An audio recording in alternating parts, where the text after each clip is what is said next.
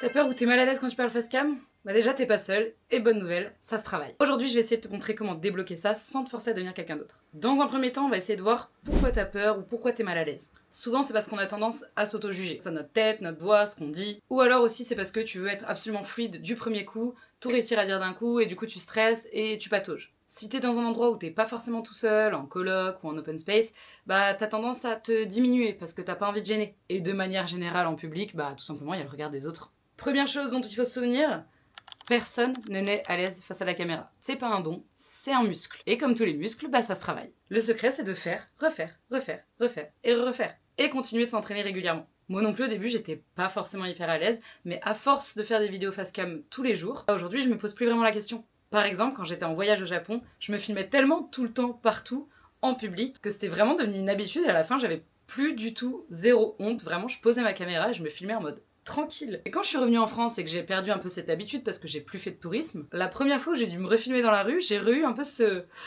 Ah, je suis mal à l'aise. C'est pour ça que je te dis que c'est vraiment un muscle à entretenir. Et que plus tu le feras, moins ça sera difficile. Ça se travaille, ça peut se perdre, mais ça revient. Donc reste motivé, ne désespère pas, continue d'essayer des choses, parce que plus tu vas en faire, plus ce sera simple. Et pour ça, cette semaine, je te lance un petit challenge, c'est de te filmer tous les jours en face cam. Alors pas forcément pour la poster, ni même la monter. Vraiment, juste pour t'entraîner. Tous les jours, une petite vidéo 30 secondes. Et bonus si tu es en public. Ok, maintenant, mes conseils. Le premier, c'est de changer ta perception. Ne te dis pas que tu parles à une masse anonyme. Parle à quelqu'un en particulier. Visualise une personne. Un de tes potes, un abonné, une de tes clientes. Essaie vraiment de parler comme si tu faisais une note vocale à un de tes copains. Pour avoir quelque chose de vraiment fluide et naturel. Qui fasse pas trop scripté, trop robot, trop sérieux et qui montre ta personnalité. Et souviens-toi aussi qu'il n'y a pas que les mots.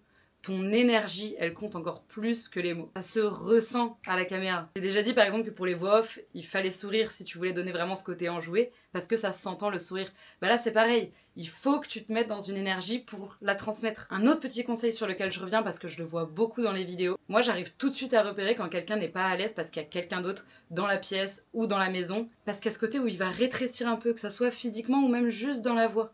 Et ça marche pas du tout. Ma petite astuce, c'est vraiment faire comme si tu parlais à quelqu'un qui était à au moins 1 ou 2 mètres devant toi. Il faut qu'il puisse t'entendre, il faut que ta voix elle porte. Il faut que tu mettes l'énergie. Si tu parles un petit peu comme ça parce que tu veux pas déranger la personne dans la pièce d'à côté, ça va se sentir. Une autre astuce, un petit peu comme la voix off, comme je te disais, c'est de sourire. Physiquement déjà, ça peut t'aider tout simplement à te détendre et à détendre ta voix. Et à lui donner une certaine intonation. Donc hésite pas, si c'est quelque chose qui colle à ta DA, à de temps en temps, ramener un sourire. Et enfin, on finit avec le conseil magique, filmer phrase par phrase. Ça, c'est vraiment la technique pour gagner du temps au tournage et au montage. Parce que si tu cherches à tout dire d'un coup, tu stresses, tu butes, tu dois recommencer, recommencer, ça t'épuise et tu vas avoir de plus en plus de mal à le refaire. Donc le plus simple, c'est que tu prends ton script, tu dis une phrase, tu t'arrêtes, t'intègres la prochaine phrase, tu la fais, etc., etc. Ça va te permettre de garder du rythme, d'économiser ton énergie et d'être plus naturel. Et au montage, t'as plus qu'à couper. Et enfin, quelques petits tips un peu bonus, c'est déjà de te créer un lieu de tournage un peu doudou, un peu ton cocon, ta safe place où tu te sens bien, où tu te sens à l'aise pour filmer, pour faire tes voix off, pour tourner, etc. Le deuxième, c'est au début de te filmer vraiment juste pour toi. C'est pour ça que je t'incite à faire le challenge.